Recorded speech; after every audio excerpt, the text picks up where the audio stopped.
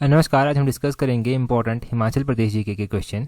और सभी क्वेश्चन जो है वो आपके एग्जाम पॉइंट ऑफ व्यू से जो है इंपॉर्टेंट है। हर एक क्वेश्चन को जो है डिटेल से डिस्कस करेंगे। देखिए, जितने भी क्वेश्चन अभी हम डिस्कस कर रहे हैं ना, आने वाला जो एचएएस का एग्ज़ाम है, हम कोशिश कर रहे हैं कि उस एग्ज़ाम के ओरिएंटेड जो है क्वेश्चन यहाँ पर बनाए जाएँ, ताकि वहाँ पर पहले आपको हेल्प मिल सके थोड़ी सी, और फ्यूचर में जो एग्ज़ाम होंगे ना उसके हिसाब से भी फिर धीरे धीरे क्वेश्चंस आपकी हेल्प करेंगे जब आप डिटेल से जो है क्वेश्चंस को पढ़ेंगे। तो सबसे पहला क्वेश्चन देखिए, सबसे पहले क्वेश्चन में जो है क्या पूछा जाता है, बोलते हैं इन 2022 हिमाचल लेजिस्लेटिव असेंबली इलेक्शन आम आदमी party filed it's candidate from how many seats. तो देखिए, हिमाचल प्रदेश में आपको पता था कि आम आदमी पार्टी के द्वारा भी जो था वो अपने कैंडिडेट जो था वो फाइल किए गए थे। तो बोलते हैं कि कितने कैंडिडेट जो था वो इनके द्वारा यहाँ पर फाइल किए गए थे, जिन्होंने नॉमिनेशन जो था वो भरा था।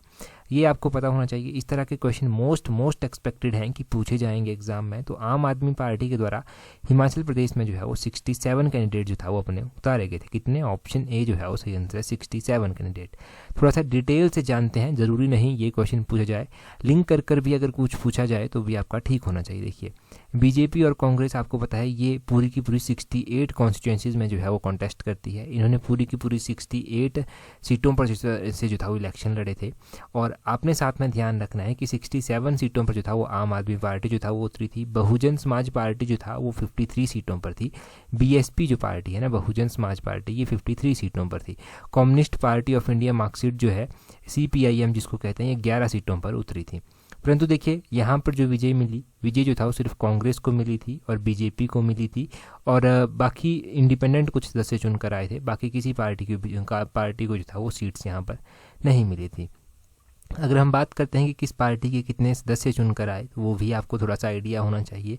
यहाँ पर आपने ध्यान रखना है कि अगर हम बात करते हैं ना कि कांग्रेस के कितने एमएलए चुनकर आए, बीजेपी के एमएलए कितने चुनकर आए यहाँ पर, तो आउट ऑफ 68 अगर हम बात करते हैं ना कांग्रेस की, तो कांग्रेस के जो हैं वो यहाँ पर चुनकर आए थे टोटल 40 लोग जो था वो कांग्रेस के चुनकर आए, और बीजेपी के जो था वो 25 चुनकर आए, और बाकी के जो बच जाते हैं 3 सदस्य वो जो था वो इंडिपेंडेंट थे। टोटल 68 सदस्य होते हैं। तो इस तरह से जो था वो इनको डिवाइड किया गया। 40 जो था वो इंडियन नेशनल कांग्रेस के थे, और उसके बाद 25 जो था वो भारतीय जनता पार्टी के थे, और 3 जो था वो इंडिपेंडेंट थे। ये भी आपने ध्यान रखना है। बाकी जो आम आदमी पार्टी 67% सीटों पर इसने जो फाइल किया था नॉमिनेशन, इसको एक भी सीट नहीं मिली। बीएसपी को भी नहीं मिली, सीपीआईएम को भी जो था वो कोई सीट नहीं मिली थी। ये आपने ध्यान रखना है। अगला क्वेश्चन देखें क्या बोलते हैं। नेक्स्ट क्वेश्चन बोलते हैं Suresh Kumar Kashyap selected which of the following village और ग्राम पंचायत अंडर सांसद आदर्श ग्राम योजना। तो बोलते हैं कि सुरेश कुमार कश्यप जो एमपी हैं, ये आपको पता होना चाहिए, मेंबर ऑफ पार्लियामेंट है, इनके द्वारा जो है वो सांसद आदर्श ग्राम योजना के तहत किस गांव या किस ग्राम पंचायत का चयन जो है वो किया गया है। आपको पता होना चाहिए कि ये जो सांसद आदर्श ग्राम पंचायत योजना है ना, इसके तहत एमपीज़ को कहा गया है कि ये कुछ गांव जो है वो गोद लेंगे या ग्राम पंचायत जो है वो गोद लेंगे। तो सुरेश कुमार कश्यप की जब बात की जा रही है, तो हमारे पास जो लेटेस्ट डाटा है ना, उस लेटेस्ट डाटा के अकॉर्डिंग इनके द्वारा जो था वो कोठी पाढोक गांव जो था वो गोद लिया गया था। ऑप्शन बी जो है वो सही आंसर है। ऑप्शन बी सही आंसर हो जाएगा यहाँ पर। ये आपने ध्यान रखना है कि कोठी पाधोक गांव जो है ये इनके द्वारा गोद लिया गया था। और कहाँ का ये गांव है, तो ये सिरमौर का जो है वो गांव है। ये भी आपने ध्यान रखना है कि सिरमौर का जो है ये गांव है। और आपको पता होना चाहिए कि सुरेश कुमार कश्यप जो है वो कहाँ से चुनकर आते हैं, तो ये शिमला पार्लियामेंट्री सीट से जो है वो चुनकर आते हैं। ये भी आपने ध्यान रखना है। अच्छा, और भी हमारे पास यहाँ पर एमपी हैं हिमाचल में, और उनके द्वारा अलग अलग गाँव गोद लिए गए हैं। तो सभी की लिस्ट हमारे पास है, उस लिस्ट को जो है डिस्कस करते हैं।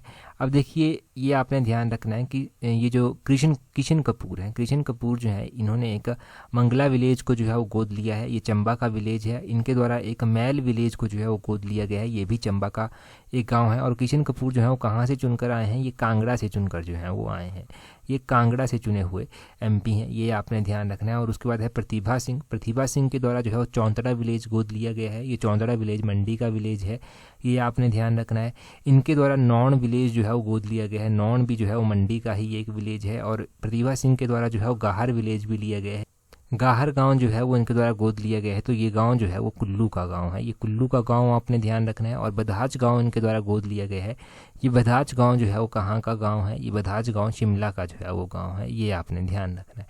ये इनके द्वारा जो है वो गोद लिए गए हैं। ये आपको पता चल गया, 2 मंडी का है, एक कुल्लू का है, एक शिमला का है। अब इनके द्वारा आपने ध्यान रखना है कि ये तो गोद लिए गए हैं, चलो सही बात है। ये कहाँ से चुनकर आती हैं, ये मंडी से चुनकर जो है वो आती हैं, मंडी से जो है ये एमपी हैं, ये आपने ध्यान रखना है। उसके बाद आती है बात किशन जो हमारे सुरेश कश्यप एमपी हैं शिमला से, उनके बारे में। तो इनके द्वारा एक तो कोटी पधोक गाँव आपने जाना, ये कहाँ का गाँव है, सिरमौर का ये गाँव है। और दूसरा इनके द्वारा जो है वो कोलवा भूट गाँव जो है वो लिया गया है। प्रोनाउंसिएशन हम अपने हिसाब से कर सकते हैं गाँव की, और ये गांव भी सिरमौर का ही गांव है। तो ये आपने ध्यान रखना है। शिमला इनकी जो पार्लियामेंट्री कॉन्स्टिट्यूंसी है वो शिमला इनकी पार्लियामेंट्री कॉन्स्टिट्यूंसी है। तो आपको पता चल गया ना अपने एमएलए एमपीज़ के बारे में कि इनके द्वारा कौन कौन से गांव जो हैं वो गोद लिए गए हैं। ये लेटेस्ट डाटा जो हमारे पास एग्जाम में पूछा जा सकता है, ये वही डाटा है, ये आपने ध्यान रखना है। और तो जानकारी यहाँ पर यही दी गई थी सांसद आदर्श ग्राम योजना की। अगर हम बात करें कि सांसद आदर्श ग्राम योजना ये फेज़ 2 है, इसका जो इम्प्लीमेंटेशन की हम बात कर रहे हैं, और ये लॉन्च कब की गई थी इनिशियली, तो सांसद आदर्श ग्राम योजना जो था ये लॉन्च की गई थी अक्टूबर 2014 में। ये आपने ध्यान रखना है कि अक्टूबर महीने की 2014 को जो था ये लॉन्च की गई थी। तो ये सारा डाटा आपने यहाँ से क्लियर कर लिया, इतना याद रख लिया तो काफ़ी है एग्जाम के लिए। अगला क्वेश्चन देखिए, बोलते हैं Khampa have traditional council called Sujung Chungi which is led by. तो बोलते हैं खम्पाओं की एक जो है वो पारंपरिक परिषद होती है जिसको सुजम चुंगी जो है वो कहते हैं। अब बोलते हैं इसका नेतृत्व जो है वो किसके द्वारा किया जाता है। तो देखो, अब पहले तो आपने ध्यान रखना है कि सुजम चुंगी जो है वो किसकी एक ट्रेडिशनल काउंसिल है, किसकी जो है ये एक पारंपरिक परिषद है। तो ये सुजम चुंगी जो है ये खम्पा की जो है ये ट्रेडिशनल काउंसिल है, ये आपने ध्यान रखना है, खम्पा ट्राइब की। और इसको हेड करता है गोवा। ऑप्शन सी जो है वो सही आंसर हो जाएगा, गोवा जो है वो इसको हेड करता है। अगर इसके बारे में हम थोड़ा सा जानेंगे तो खम्पास की जो ट्रेडिशनल काउंसिल होती है उसको सुजम चुंगी कहते हैं, गोवा इसको हेड करते हैं। इस काउंसिल में जो है वो 5 मेंबर जो हैं वो होते हैं, और जो मेंबर्स होते हैं वो काफ़ी एज्ड और लर्नड होते हैं, जिनको कम्युनिटी के बारे में जानकारी हो पूरी की पूरी। इसमें जो है वो dispute settlement, divorce, family dispute और भी कुछ चीज़ें होती हैं। तो वो सारी चीज़ें जिन किसी ने रूल तोड़ा है कोई काउंसिल का, वो सारी चीज़ें जो हैं वो यहाँ पर फिर होती हैं। ये जो काम करती है ये क्वेसी जुडिशियल ऑर्गन के रूप में जो है वो काम करती है ट्राइबल इंडिया में, ये भी आपने ध्यान रखना है। जस्ट लाइक जैसे लोग कोर्ट जाते हैं ना, तो ये जैसे पंच प्रधान हो गए, वैसे ही कुछ ये यहाँ पर होता होगा। अब देखो यहाँ पर मेल और फीमेल पार्टिसिपेशन जो है वो होती है, ये आपने ध्यान रखना है। और इससे पहले जो था वो मेल मेंबर जो था वो अलाउ होते थे, परंतु अब आपको पता है महिलाओं का रोल भी बढ़ रहा है। जैसे कि पार्लियामेंट में ही अभी 30% जो है वो देने की बात चली है, 30% का बिल जो है वो पास हो गया है। तो ये आपने सारी बातें यहाँ से ध्यान रखनी है कि किस किस तरह से क्या बात जो है वो यहाँ पर है, किस किस तरह से ये है। अगर अच्छा खम्पा ट्राइब के बारे में कुछ और भी इम्पोर्टेंट अगर आप जान सकते हैं ना, जो एग्ज़ाम में आपसे पूछा जाए, ओरिजिनली ये माना जाता है कि खम्पा जो था वो तिब्बत से जो था वो माइग्रेट हुए थे, ये माना जाता है। और ये जो है ये अलग अलग एरियाज़ में जो है वो फैले हुए हैं, जैसे कुल्लू, चंबा, किन्नौर, लाहौल स्पीति, इन एरियाज़ में जो है वो हिमाचल प्रदेश में फैले हुए हैं, ये कहा जाता है। और इनके बीच में जो मुख्य रूप से जो मैरिज के टाइप होते हैं, इनमें एक फख्तून आता है, ये नेगोशिएटर के द्वारा जो है वो करवाई जाती है मैरिज। इनके बीच में जाच हो छे एक मैरिज का टाइप आता है, ये डाइवोर्स इसको बेसिकली कहते हैं, जाच हो छे को, ये भी आपने ध्यान रखना है। और पश्चिमा वूल के बारे में आप पढ़ते हैं तो मिशन एलाइड में हमने पहले भी ये क्वेश्चन पढ़ा है कि पश्चिमा वूल का क्रेडिट किसको मिलता है कि इनके द्वारा इंट्रोड्यूस की गई थी। तो ये खम्पास को ही क्रेडिट मिलता है कि इनके द्वारा जो था वो पश्चिमा वूल जो था वो इंट्रोड्यूस की गई थी। ये आपने यहाँ पर सारी बातें जो है वो नोट कर लेनी है, सारी बातें जो है वो ध्यान रखनी है। अगला क्वेश्चन देखें हमारे पास क्या है। नेक्स्ट क्वेश्चन बोलते हैं choose the incorrect match pair. तो बोलते हैं कि यहाँ पर जो गलत दिया गया है ना, इनकरेक्ट दिया गया है, वो कौन सा है। ठीक है, हमारे पास कुछ एक पेयर दिए गए हैं, इनका गलत जो मिलान है वो आपको बताना है। हमारे पास कुछ पीक दी गई हैं, उनके नेम दिए गए हैं और उनका एल्टीट्यूड जो है वो दिया गया है, उनकी हाइट जो है वो दी गई है। सबसे पहले हमारे पास कैलाश पीक दी गई है, क्या इसका एल्टीट्यूड 5660 मीटर है। दूसरा हमारे पास घुसू पीक दी गई है, क्या इसका एल्टीट्यूड 4607 मीटर है। तीसरा हमारे पास रालडांग पीक दी गई है, क्या इसका एल्टीट्यूड 5499 मीटर है। और चौथा हमारे पास जो है श्रीखंड पीक दिया गया है, क्या इसका एल्टीट्यूड 5982 मीटर है। तो यहाँ पर ऑप्शंस भी हमारे पास दिए गए हैं। अगर हम बात करते हैं ना कैलाश पीक की, तो इसका एल्टीट्यूड 5660 मीटर ही है, ये बिल्कुल सही ऑप्शन हमारे पास दी गई है। अगर हम बात करते हैं घुसू पीक की, तो इसका एल्टीट्यूड 4607 नहीं है, ये गलत हो गया। तीसरा है रालदांग का एल्टीट्यूड जो है 5499 मीटर ही है, तो ये बिल्कुल सही है। आगे श्रीखंड पीक दी गई है, श्रीखंड का जो है वो 5982 मीटर नहीं है, ये भी गलत है। तो हमसे क्या पूछा गया था कि करेक्ट पेयर इनमें से कौन सा है। जो मतलब हमें ये बताना है यहाँ पर कि मिलान जोड़ी का जो इनकरेक्ट है हमारे पास, तो हमारे पास इनकरेक्ट है दूसरा और चौथा। ओनली 2 एंड 4 जो है वो ऑप्शन बी सही आंसर हो जाएगा। ओनली 2 एंड 4 सही आंसर। अब देखिए यहाँ पर कॉन्सेप्ट क्लियर कीजिए जो डाउट है। कैलाश पीक 5660 मीटर है, भरमौर और चंबा में ये पड़ती है, डिस्ट्रिक्ट चंबा में। घुशू पीक 5607 मीटर है और ये किन्नौर में जो है वो स्थित है, ये आपने ध्यान रखना है। और जो श्रीखंड पीक हमने गलत की थी वो 5182 मीटर है और ये कुल्लू में जो है वो स्थित है। इसके अलावा भी जैसे कि यहाँ पर साल्टूदा पार दिया गया है, ये लाहौल स्पीति में है और 5650 मीटर इसका एल्टीट्यूड है। रालडांग पीक दिया गया है, ये 5499 मीटर है और किन्नौर में जो है ये स्थित है। ये ध्यान भी रखना है कि कहाँ पर स्थित है। सित्तीधार जो है वो 5290 मीटर है और ये कुल्लू में जो है वो स्थित है, ये भी आप ध्यान रखें। तो ये मुख्य रूप से इंपॉर्टेंट फैक्ट हो गए सारे के सारे यहाँ पर। और तामसार पीक भी दिया गया है जो 5080 मीटर है और चंबा में जो है वो स्थित है तामसार पीक, ये भी आपने ध्यान रखना है। चलिए जी अगला क्वेश्चन देखते हैं हमारे पास क्या है। नेक्स्ट क्वेश्चन में बोलते हैं who commanded the Mughal forces which subdued Kangra fort in 1620। तो बोलते हैं कि 1620 में कांगड़ा किले को अपने अधीन करने वाली मुगल सेना की कमान किसने संभाली थी। तो इसकी कमान जो था वो किसके द्वारा संभाली गई थी, नवाब अली खान के द्वारा। ऑप्शन आपने सी जो है वो सही ध्यान रखना है। नवाब अली खान ने जो था वो इसकी कमांड जो था वो संभाली थी, जो 1620 में जो था वो इन्होंने कैप्चर कर लिया था कांगड़ा फोर्ट को। और नवाब अली खान को ही जो था वो गवर्नर भी जो था वो यहाँ का अपॉइंट किया गया था, ये आपने ध्यान रखना है। जहांगीर के पास जब न्यूज़ यहाँ की पहुँच जाती है तो जहांगीर 1622 में जो है वो यहाँ पर विजिट करने के लिए भी जो है वो आता है। जहांगीर 1622 में आता है और अपनी पत्नी नूरजहाँ के साथ जो है ये आता है। नूरपुर पठानकोट इन क्षेत्रों से होकर गुजरता है। ये नूरजहाँ के नाम पर ही जो था वो बाद में चलकर जो धमेरी होता था जिसको अभी नूरपुर पर कहते हैं, तो उसका नाम जो था वो नूरपुर रख दिया गया था नूरजहाँ के नाम पर ही। लास्ट मुगल किलेदार कौन थे कांगड़ा किले के, तो सैफ अली खान जो था वो लास्ट मुगल किलेदार थे। 1740 में जो था ये अपॉइंट किए गए थे, ये आपने ध्यान रखना है। ये जो सैफ अली खान थे 1740 में अपॉइंट किए गए थे और लास्ट जो था ये मुगल किलेदार थे कांगड़ा किले के, ये आपने ध्यान रखना है। और 1620 में जो था वो गवर्नर किसको अपॉइंट कर दिया गया था, नवाब अली खान को कर दिया गया था। ये 1620 की बात है, ये आपको पता होना चाहिए। और यहाँ से मेरे हिसाब से इतना काफ़ी है याद रखने के लिए, क्योंकि अभी हम अलग अलग क्वेश्चंस और भी जानेंगे तो वहाँ से भी थोड़े से कॉन्सेप्ट आपके क्लियर होंगे। जो भी फैक्ट थोड़े थोड़े बनते हैं उनको नोट करते रहें।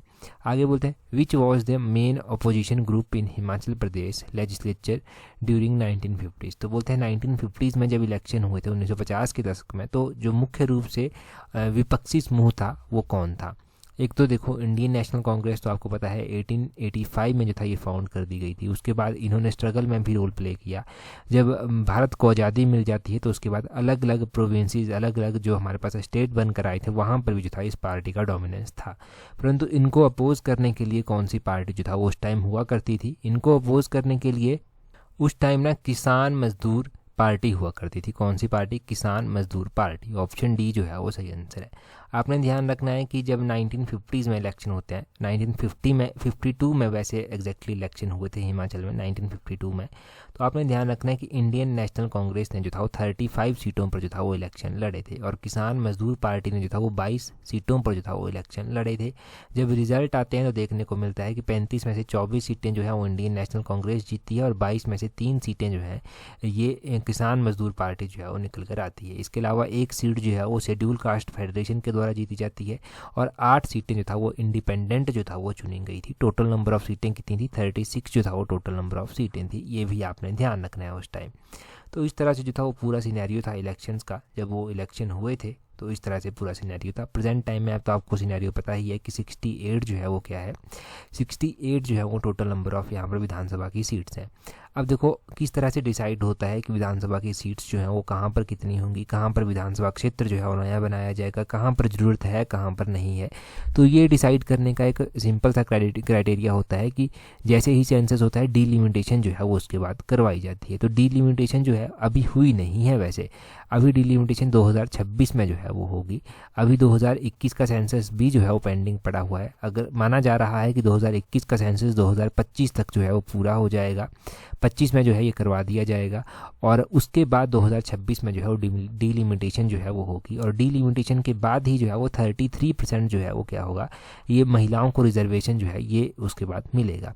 और अगर हम हिमाचल के आंकड़ों के हिसाब से देखते हैं तो हिमाचल में अगर ये 33% रिजर्वेशन मिलता है तो कितनी महिलाओं के लिए सीटें रिजर्व हो जाएंगी, लगभग 22-23 सीटें आप ये मान के चलिए कि इतनी जो है वो महिलाओं के लिए रिजर्व हो जाएंगी सीटें यहाँ पर, ये भी आपको पता होना चाहिए। तो इस तरह से पूरा सिनेरियो, ये चीज़ें पॉसिबल हैं सिर्फ और सिर्फ डीलिमिटेशन के बाद ही। डीलिमिटेशन होगा 2026 में। अब जितना भी डाटा मैंने बताया ना आपको, ये सारा यहाँ से कुछ ना कुछ इनडायरेक्टली क्वेश्चन बनेंगे पॉलिटी में एज वेल एज आपके हिमाचल जीके में। अगला क्वेश्चन देखिए, बोलते हैं इन विच ईयर वॉज स्वर्ण जयंती ग्राम स्वरोजगार योजना लॉन्च्ड इन हिमाचल प्रदेश। तो बोलते हैं कि हिमाचल प्रदेश में स्वर्ण जयंती ग्राम स्वरोजगार योजना किस वर्ष शुरू की गई थी। ये स्वर्ण जयंती ग्राम स्वरोजगार योजना थी, ये हिमाचल प्रदेश में कब स्टार्ट की गई थी, 1999 2000 1999-2000 में जो था ये योजना लॉन्च की गई थी। ऑप्शन सी इसका सही आंसर हो जाएगा।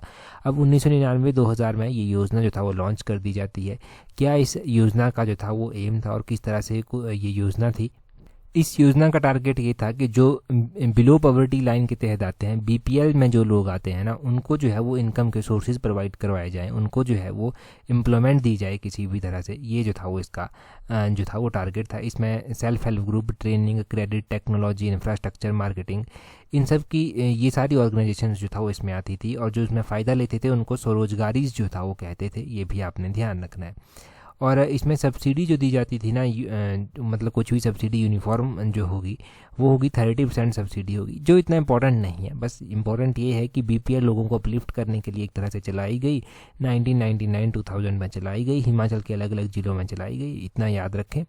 अगला क्वेश्चन देखें, बोलते हैं which of the following statement are correct. तो बोलते हैं स्टेटमेंट 1 और स्टेटमेंट 2 हमारे पास दिया गया है। बोलते हैं under Mukhyamantri Shagun Yojana marriage grant of 31,000 is provided for marriage of girls belonging to BPL family. तो बोलते हैं कि ये जो मुख्यमंत्री सगुन योजना है, इसके तहत जो है वो 31,000 रुपया जो है वो दिया जाता है, ताकि जो लड़कियां हैं जो बीपीएल फैमिली के तहत आती हैं उनकी शादी जो है वो की जा सके। अच्छा, अब इस योजना की अगर हम बात करते हैं ना, तो इस योजना में आपने ध्यान रखना है कि 31,000 रुपया ही दिया जाता है, विवाह अनुदान जिसको कहते हैं। तो बिल्कुल सही स्टेटमेंट हमारे पास पहली स्टेटमेंट है। दूसरे में क्या बोलते हैं, दूसरे में बोलते हैं कि under widow remarriage scheme rehabilitation of widow after remarriage 65,000 are given to the couple. की ये जो विडो रीमैरिज स्कीम है, इसके तहत महिलाओं के रिहेबिलिटेशन के लिए, उनकी रीमैरिज के लिए 65,000 रुपया जो है वो दिया जाता है कपल को। ये आपने ध्यान रखना है कि हिमाचल प्रदेश सरकार ना पहले 65,000 रुपया जो था वो देती थी, 65,000 रुपया देती थी, परंतु अभी जो है वो इसको एनहांस कर दिया गया है। अभी इसको 1 लाख जो है वो बढ़ाकर कर दिया गया है विडो रीमैरिज के लिए। ये हमने कहाँ पर पढ़ा था, ये हमने गिरिराज पत्रिका में भी पढ़ा था।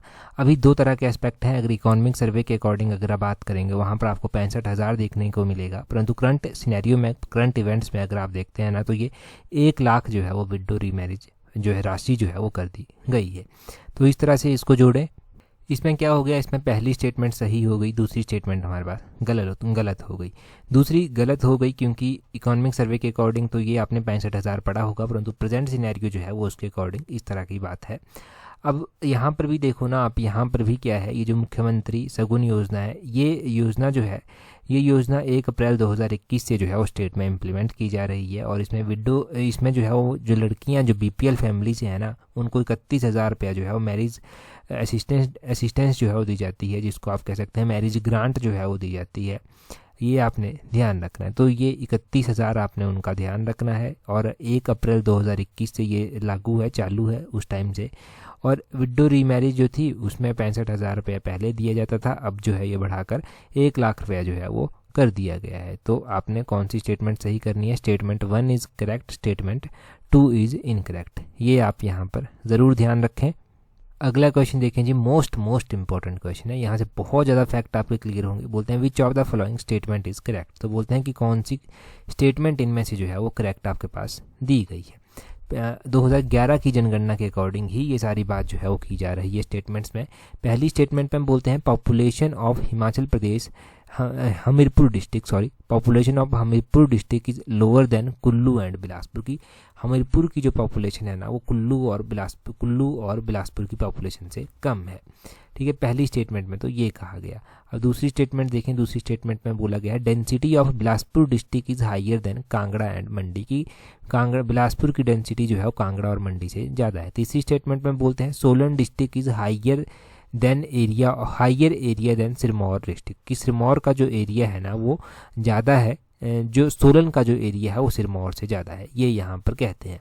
सबसे पहले देखिए आप, हमीरपुर की पॉपुलेशन आपको पता होनी चाहिए इसके लिए। तो हमीरपुर की पॉपुलेशन अप्रॉक्सीमेटली 4,54,000 जो है वो है, अप्रॉक्सीमेटली मैं बता रहा हूँ आपको। और उसके बाद अगर हम बात करते हैं कुल्लू की पॉपुलेशन की, तो कुल्लू डिस्ट्रिक्ट की पॉपुलेशन है 4,37,000 अप्रॉक्सीमेटली 2011 की जनगणना के अनुसार।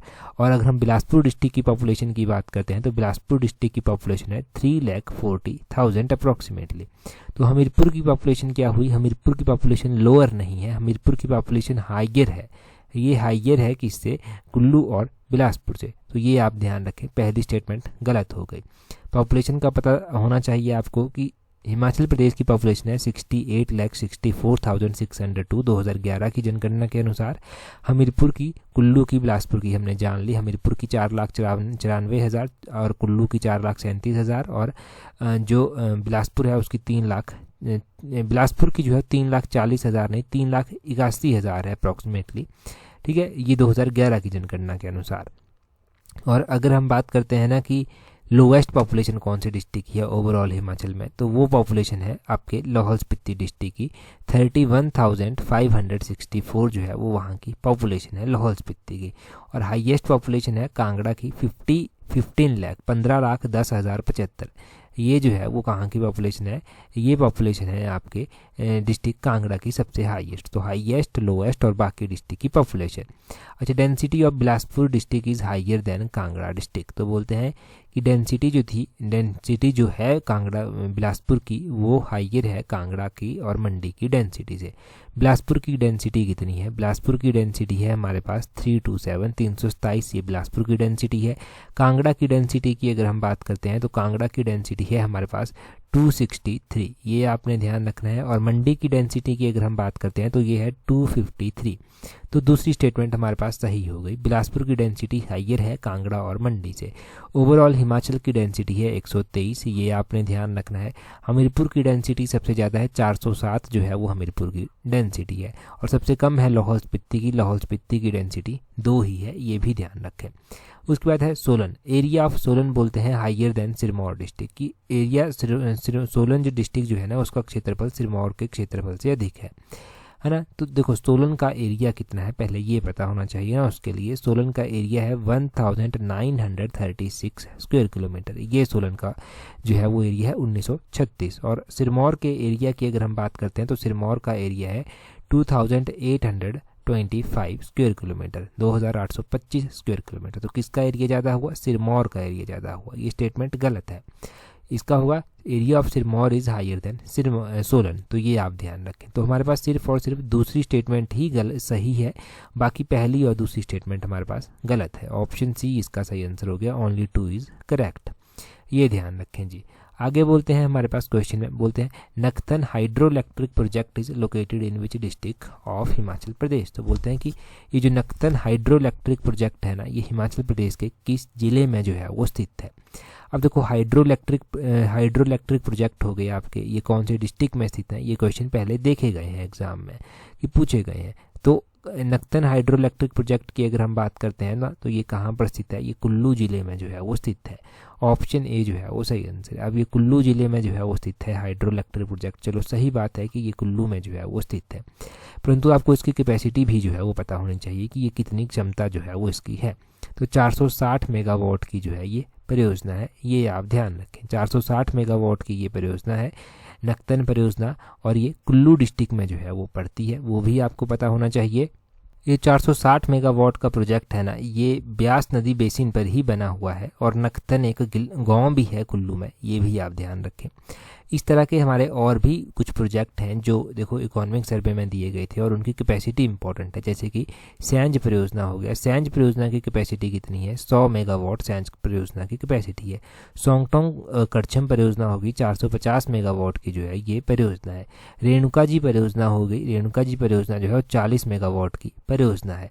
और हमारे पास नक्तन परियोजना हो गई, ये 460 मेगावाट की परियोजना है। एक किसाऊ बांध परियोजना हो गई, किसाऊ बांध परियोजना जो है वो 660 मेगावाट की परियोजना है, ये आप ध्यान रखें।